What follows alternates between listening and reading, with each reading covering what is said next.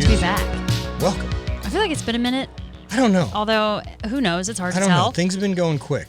Things have been going really quick, and we've been traveling, but it feels good to be kind of at home in a bit of like, we have a whole month that's a bit slower. Feels good. Slower, you say?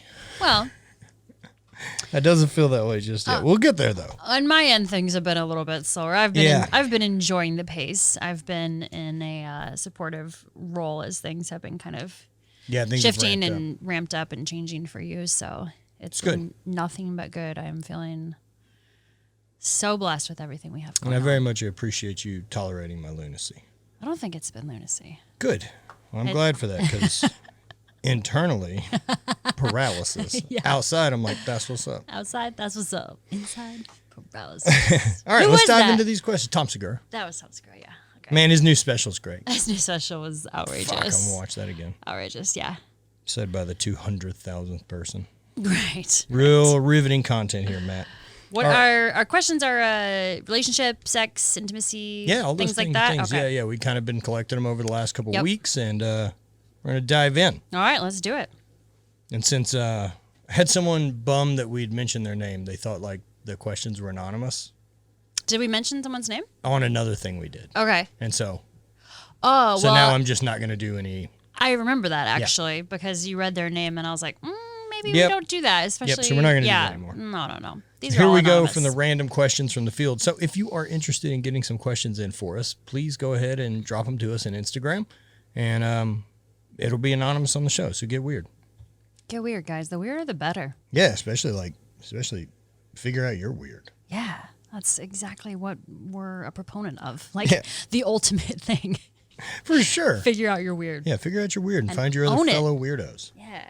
All right, first question.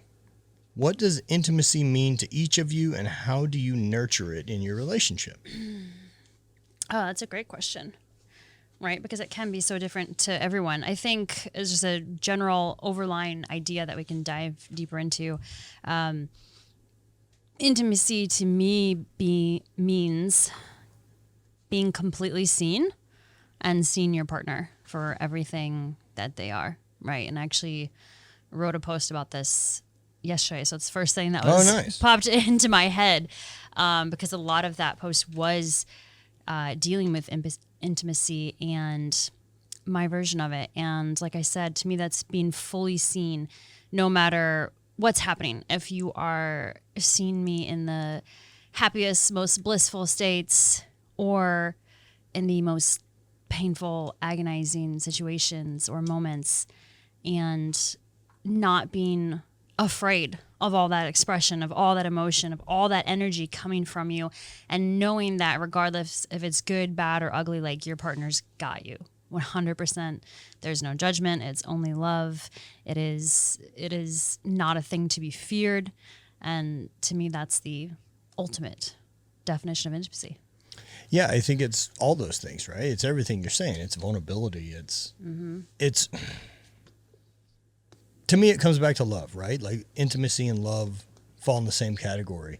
I think intimacy can get mixed up with like the physical side.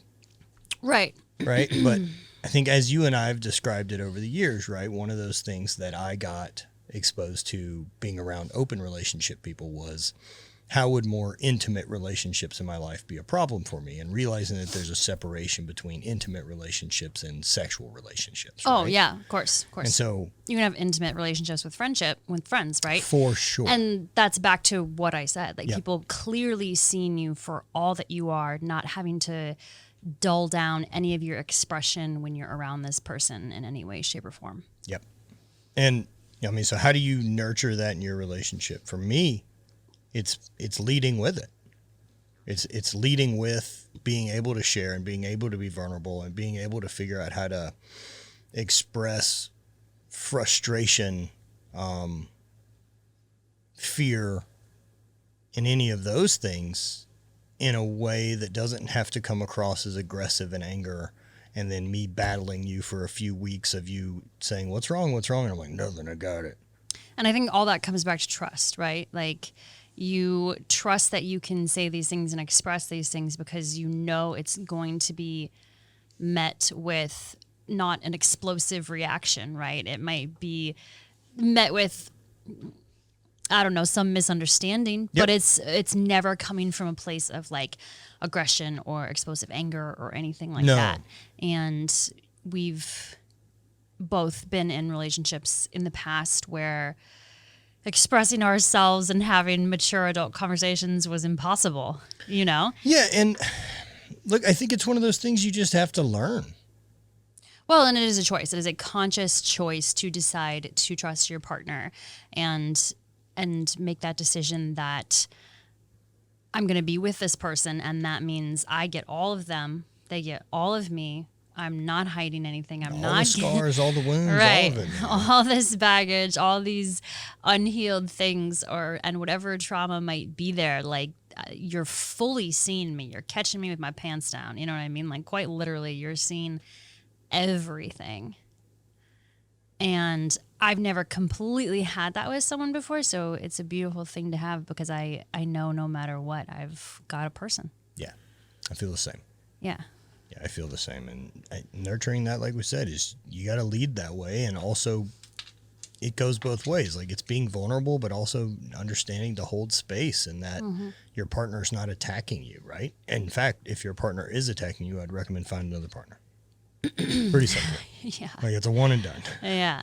Yeah. And I'm sure we'll get into questions that are, dive deeper into this holding space concept.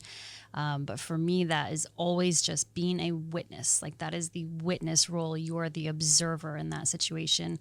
You're just there to support and be whatever that person needs you to be in the moment, right? Because that role might change. But back to trust. It all comes back to that, knowing that whatever you say or do, your partner's got you. That's like it. there's no judgment. They're going to still be there for you. You don't have to worry about this person walking out the door. It's not that type of dramatic, inflammatory relationship. Like, And I think a big chunk of that too is consistency. yeah. That I consistently respond in ways that are predictable for you. And so there isn't some fear of like, I don't know how this is going to fucking go. Because if sometimes I'm Right. hot and cold, right? Like then of course you're not safe. Yeah, then I'm afraid to communicate, then I'm afraid to express myself because I have no idea how that's going to end up. And that is a very scary situation to be in. Yeah. You want to get the next one or you want me to keep reading? Oh, I'll get the next one. All right. We'll go back and forth. I think that was a good one to lead off with. Yeah, that was nice. Well thought out questions. All right, let's see. How do you maintain open communication about your sexual desires and boundaries? This is a thing I feel like. I'll lead. Okay, go ahead. Kind of back to the first question, right? That like everything's open on the table to discuss about. And boundaries sexually within a couple, I think, should be discussed. Of what those look like, what each person's interested in, X, Y, and Z. Yeah. Again, having the safety to be able to say them without judgment Yes. is one of them. And I think as a partner, right? Like, I don't want to yuck someone else's yum. You know what I mean? Like, if that's your thing, I'm probably kind of into it because it turns you on. Yeah. Like same. that's probably a real truth. I've never run into something where something's been too much for me to say like, I don't want to do that. No, which is great, and I appreciate and love that about you. Yeah. I don't think we've ever had any issues having open communication about desires and things in the bedroom. One really big, like, overarching concept that I've realized from our relationship is that in the past I just took sex way too seriously. And I don't know why it took me 32 years to figure that out. I guess I wasn't having sex for 32 years, but you know what I mean? Yeah. It did take that long to figure it out. Sure. But I was taking it way too seriously in the past. And I guess I just had this idea of what it should be or what it was supposed to look like. And I feel like all that's just gone out of the window. So, With like ours. for you saying that, right? Like that you took sex too seriously in the past. Yeah. I mean, but like you had a window where you partied and Yeah. I Oh, wouldn't yeah. say Of like course. one night stands, right? But like, Yeah. Less serious relationships for sure. But I'm saying that in regards to just like relationships that I've had in the past. Gotcha. Sorry for not clarifying.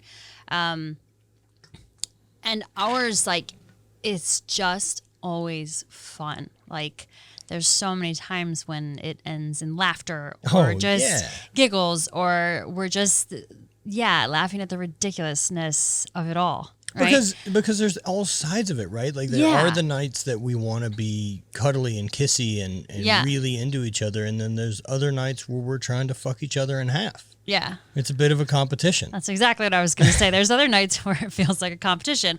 And I love and appreciate all those. And so much of it is just understanding that this act is going to come in a lot of different flavors. For sure. And it does. And that's part of what keeps it interesting. And that has been a big light bulb moment for me, just realizing like, don't take this too seriously. Like, this is supposed to be fun. This doesn't have to have like an end goal. This doesn't have to be what you think it should be or think it should look like, or you don't have to hold back like in your orgasms or anything like that. Like, it is, I feel like sex for me has reached some type of new level that I'm personally experiencing right now. I believe it's explorative. Yeah, 100%. I feel like I'm in the middle of a really interesting sexual awakening, and a big part of that is obviously the trust and communication The great that dick we your have. husband has, I think, is what. That's it. We can end the podcast right there. It's been fun, guys. Yeah, the way you throw that dick. That's it. That's what they fantastic. say. That's the clips that need to get aired. It's fantastic. Chop that up the best way we can so it makes me seem perfect. And you never, ever yuck my yum. No fucking way, dude. But You're I'm also down a for creep. anything. You're also a creep. You're a little perverted, and like all those things are excellent because I know anytime I'm interested in this, you're down. Yep. Yup. Yeah, basically at all times. Like I mean, I'd lead a little bit of a switch gears occasionally, but you like roll over I'm in the a middle of the person. night and like give me a poke, and I'm like, no. Not even happening. I roll over the middle of the night, All right. touch his butt a little bit, and we're off to the races. That's it. just wake up, hit the launch button. So what would we say to someone who is struggling to maintain open communication around their sexual desires and boundaries? I mean, have you tried talking about it with your partner, or are you assuming that there's going to be a bad response? And I mean, look, there is a variety of fucking shit out there, so I don't know what you're into. But let's say you're listening to this and you probably fall within the same realm of normal kink or whatever it would be. You're probably not asking this question and you're like, my partner just won't let me poop on him. I've been hoping to poop on him like while making sex in a dumpster. Like, yeah, man, you may have some struggle to find the Venn diagram that overlaps perfectly to lock in that person. Yeah, think of how maybe you could ease into that. Like with role play? Like a Sesame Street style role play with Oscar the Grouch? No, I'm thinking much more tame. Like, have you even done any butt stuff? That's what I'm saying. Like, start there. Oh, okay. You know Not just straight to pooping on someone. No, Maybe no. explore the region before like, you dig for oil. Let's take baby steps. I got it. Poop I just on think what a in mess. dumpster. I mean, I guess you get like it's a not kiddie mess. pool or something like that. If you're in a dumpster's Already a a mess. mess. Yeah, it's true. That's really the best place for it, I think. Guys, all this boils down to is communication. Yeah, it's And just like, being able to talk to your partner, man. and not taking offense. Oh my God, I cannot stress this enough. So, and like something else with, my own, I don't know, sexual growth, sexual, whatever it would be whatever hang-ups like I would have had at a younger age, basically about anything. I've kind of filed as well into the same category as the other things at this point in my life that I was like, oh, I was really wrong about that thing before I ever tried it. And so at this point, I'm very much I will happily canary in the coal mine to be like, nope, not for me. Yeah. Now, there's some stuff that I probably don't need to take a run at. I'm still intrigued by armpit Banging your pit? play. Well, listen, I'm so ticklish. Like, How did what you if feel it's when awesome? What If it's awesome and we just haven't? We can find out. We'll test it tonight. Okay. We'll report back. Speaking of, so I know you don't watch porn.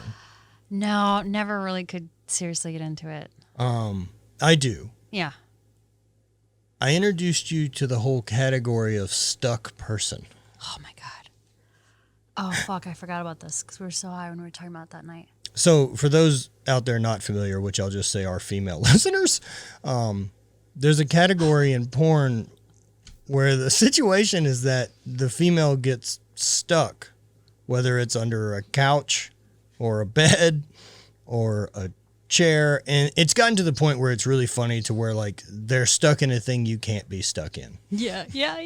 Like so, Like a washing machine. It came up because I was like bent over the freezer picking out an ice cream, and I was high and I couldn't make a decision, and I was just bent for way too long. Yeah. And then you brought it up and proceeded to show me, and that was the funniest fucking shit I have ever seen. Yeah, it's all there. I cannot believe There isn't a category that doesn't exist. I can't believe that's a category. That's dudes. I know. Let's just be fucking clear that that's guys. Oh, you're such simple, sweet little creatures. This would be great if it was just ass hanging out of a washing machine. Yeah, like things you don't get stuck. Like it's just like stand up. That's all you have to do to be unstuck. No, they're trapped. You don't understand. You don't understand that creates what it takes. such a weird. You have to jostle them. You know what I mean? Oh no. All right, on to the next one. What are your views on monogamy and non-monogamy, and how do you navigate these discussions together? I'm diving right into it. I feel like we've answered this a couple times.